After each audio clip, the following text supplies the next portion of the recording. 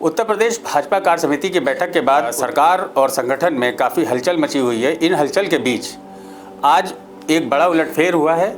उत्तर प्रदेश किन्नर कल्याण board की उपाध्यक्ष सोनम किन्नर ने आज अचानक राज्यपाल के पास जाके अपने पद से इस्तीफ़ा दे दिया है। हालांकि अभी इस्तीफ़ा स्वीकार नहीं हुआ है। हमारे साथ मौजूद हैं सोनम किन्नर। जानने की कोशिश करते हैं क्या वजह रही, संगठन और सरकार के बीच क्या टकराव चल रहा है। मैं आपका श्री न्यूज़ चैनल के सभी दर्शकों को धन्यवाद देती हूँ।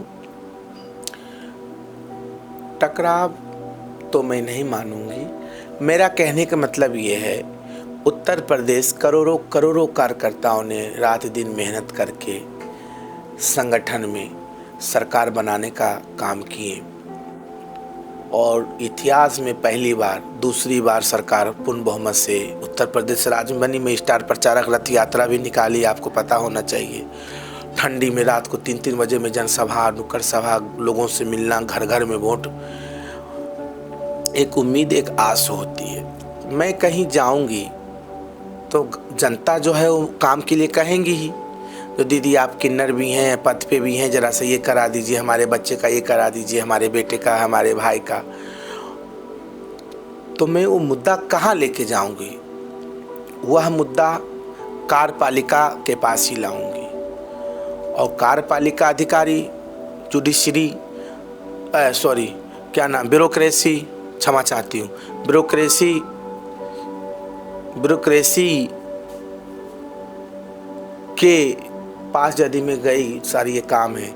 उस फाइल को घुमाना, फाइल को रोक देना, फाइल को, और तो ये सब चीज़ें हैं, बड़ी नुकसानदायक है।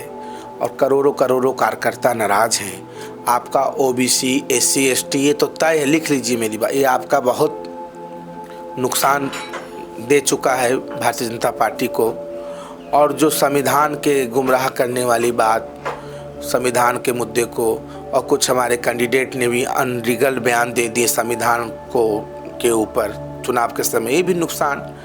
कुछ जनता है साहब, जनता किसी का कर्ज नहीं खा रखा है। जनता लोकतंत्र में भगवान होता है, जिसको आशीर्वाद दे दे। पर हम लोग का यही लक्ष्य है, पंडित दीनदयाल उपाध्याय, श्यामा प्रसाद मुखर्जी के सिद्धांतों को लेकर जनमानस में, जनतंत्र के जनता में हम उतरें और मैं संगठन में काम करूं। जब सरकार में कोई सुनवाई नहीं है, सरकार में कोई अस्तित्व में मैं नहीं हूं, तो मैं क्या करूं रह के?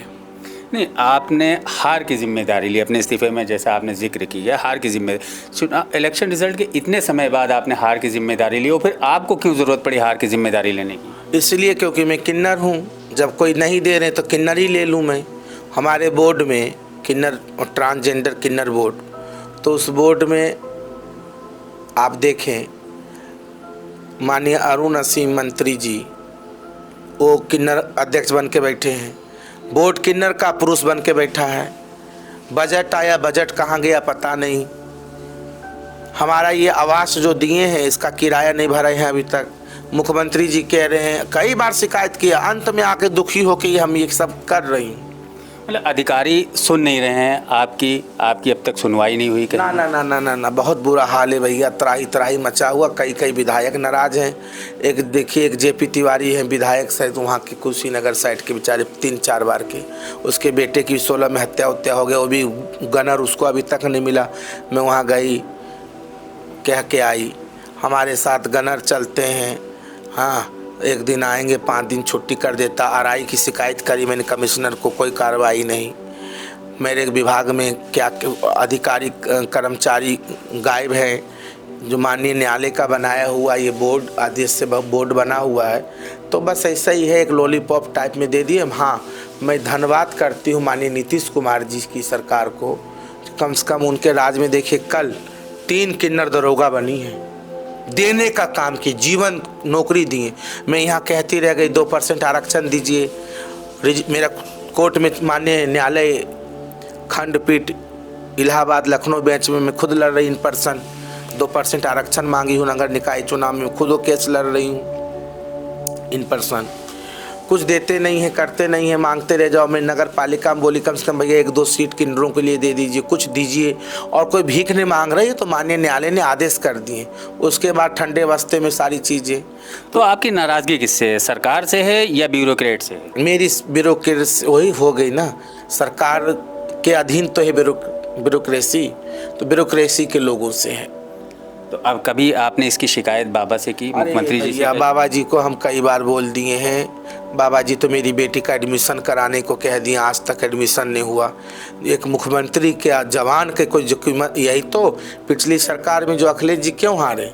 अखिलेश जी कहते थे इर्द गिर्द 2-4 लोग घूमते हैं, आज देखे रिक्शे में घूम रहे हो अधिकारी, हम नाम नहीं लेंगे।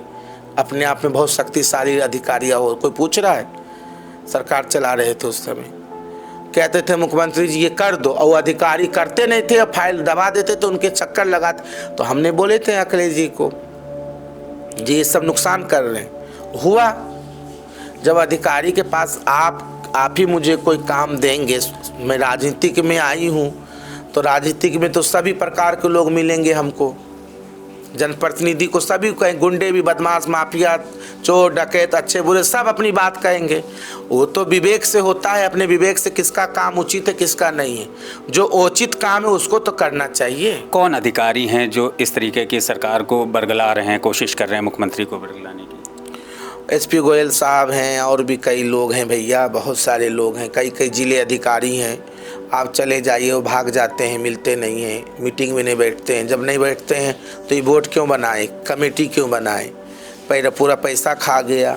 बोर्ड की अब तक कितनी बैठकें हुई हैं? कुछ पता करिए ना, वो किन्नर अध्यक्ष हैं और माननीय अरुण नसीम जी, उनसे पूछिए, किन्नरों का अध्यक्ष बने बैठे हैं। और पिछली बार तो मेरी बहुत लड़ाई हो गई अधिकारियों से, फिर दूसरे अधिकारी आ गए एक हमारे ही, तो उनसे पूछिए क्या है कि आपके मकान का भी काफ़ी किराया है, उसको नोटिस? अरे भैया पिछली किराया मेरे को नोटिस चिपका कर दियो किन्नर आश्रम। वो तो अच्छा है, यहाँ पे सारे किन्नर आ रहे थे हंगामा मचाने, मैंने रोक दी, मैं कि वहाँ ना जाओ। देखिए चंदौली में किन्नर जीत गई थी बेचारी, उसको प्रमाण पत्र लेने में नंगा प्रदर्शन करना पड़ा, कितना उसको जुल्म हुआ। तो ये लोकतंत्र की हत्या हो रही, संविधान की हत्या हो रही, ऐसा नहीं होगा भैया। हम लोग किन्नर हैं, हमारे बेटा बेटी परिवार नहीं है, ना कोई लोभ लालच है। ज़िंदगी में अकेले आए हैं, अकेले शमशान घाट चले जाएंगे, राम राम सत्य कहते हुए। जनता के लिए आए हैं, जनता के लिए काम करेंगे। आज भी मरना है, कल भी मरना है, सच्चाई की आवाज़ उठा के रहेंगे। आप कह रहे हैं मुख्यमंत्री की अधिकारी सुनते नहीं है। मुख्यमंत्री एक आदेश कहते हैं और बुलडोज़र घूम जाते हैं। मुख्यमंत्री कहते हैं दुकानों पे नाम चिपकाए जाएं, तुरंत मुजफ्फरनगर से लेकर मेरठ तक दुकानों पे नाम लिखे जाने लगते हैं। देखिए क्या संविधान में ऐसी चीज़ है क्या? नहीं है, तो फिर नहीं होना चाहिए, गलत चीज़ है। संविधान देखिए, आप व्यक्तिगत नहीं बैठे चेयर पे, मैं शपथ लेती हूँ, चाहे लेता हूँ संविधान का, और अनछून रखूँगा। तो संविधान की जब चीज़ नहीं है तो उसको व्यक्तिगत आपका विचार आपके घर में हो सकता है, आपके परिवार में लागू कर सकते हैं। आप संवैधानिक चेयर पर बैठ के संवैधानिक ही काम करेंगे। जो बाबा भीमराव अंबेडकर की जो कानून बनाई हुई, जो संविधान है, जो आर्टिकल है, उसी के अनुसार तो चेयर के संविधान को चलाएंगे कि व्यक्तिगत सोच को लागू कर देंगे। बुलडोज़र एक्शन हुआ, अकबर नगर गिरा दिया गया, इंद्रस नगर और पंत नगर बचा लिया गया। आज चंद्रशेखर रावण भी आए थे, आज़ाद समाज पार्टी भीम आर्मी के चीफ। वो हैदर कैनाल पे 100 साल पुरानी बस्ती उजाड़नी जा रही है एलिवेटेड रोड बनाने के लिए, उसके लिए उन्होंने भी तमाम चीज़ें उठाई। बुलडोज़र एक्शन को आप कैसे ले रही हैं? इस बुलडोज़र एक्शन को मैं जब देख ली, गरीब के मकान को तोड़ के अमीरों को दिया जा रहा है। बरेली में उस समय गए, हमारे 3-4 किन्नर को नंगे करके इतना मारे हैं, बेचारे बेहोश हो गए, कपड़े तक उनको नोच दिए गए। मैं क्या बताऊं, एक एक स्थिति। मैंने चिल्लाती रह गई, मुख्यमंत्री जी से कहती रही अन्याय हो रहा है। और उन गरीब बेचारे पन्नी आलू का, प्याज का ठेला बेच के बिल्डरों ने ज़मीन बेच दी उनको, उन्होंने अपना घर बना लिया। उस समय के बीसी थे जोगिंदर जी, जो रामपुर के अभी डीएम बने बैठा है, और ज़मीन को बेच दिया गया बिल्डरों को अरबों रुपए के भाव में। और किन्नर बेचारे रो रहे हैं। तो मैं धरना पे बैठ गए, मैं कि महाराज जी बुलडोज़र को रोकिए, और गरीब के मकान पे लेके अमीर को बेचना ये न्याय उचित नहीं है।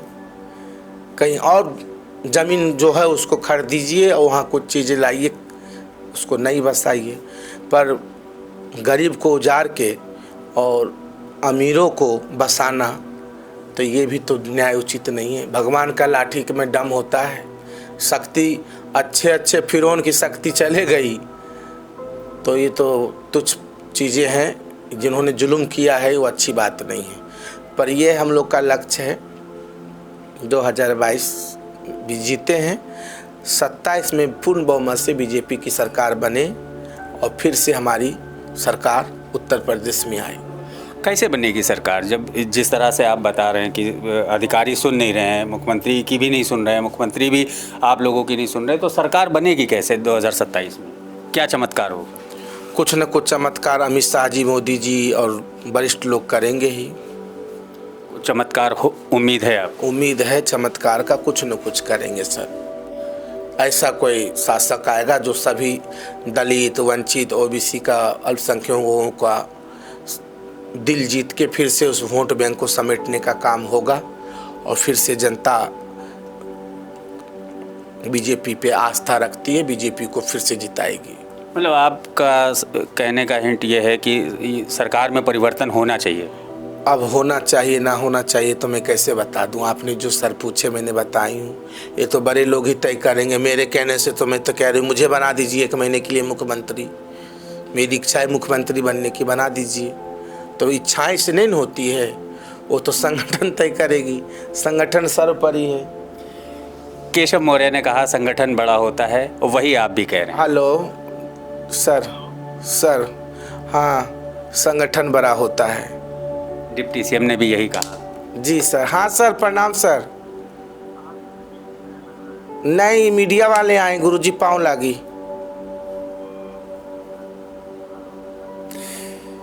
तो ये थे हमारे साथ सोनम किन्नर, जिन्होंने सरकार और संगठन को लेकर तमाम बातें कहीं। आज इन्होंने इस्तीफा दे दिया है और अभी इस्तीफा हालांकि इनका स्वीकार नहीं हुआ है, लेकिन इन्होंने सरकार और ब्यूरोक्रेट्स पे काफ़ी आरोप लगाए हैं। जिस तरह से इधर उथल पुथल पिछले 1 हफ्ते से मची हुई है, पहला इस्तीफा ये हुआ है। इनका कहना है कि सरकार में सब कुछ अच्छा नहीं चल रहा है। अधिकारी जो है मुख्यमंत्री को बरगलाए हुए हैं, मुख्यमंत्री तक बात नहीं पहुंचने देते और मुख्यमंत्री का कहना अधिकारी नहीं मान रहे हैं। तो जब मुख्यमंत्री का कहना नहीं मान रहे हैं तो नेताओं का कहना क्या मानेंगे, इसलिए इन्होंने इस्तीफा दे दिया। सैयद अकील, श्री न्यूज़, लखनऊ।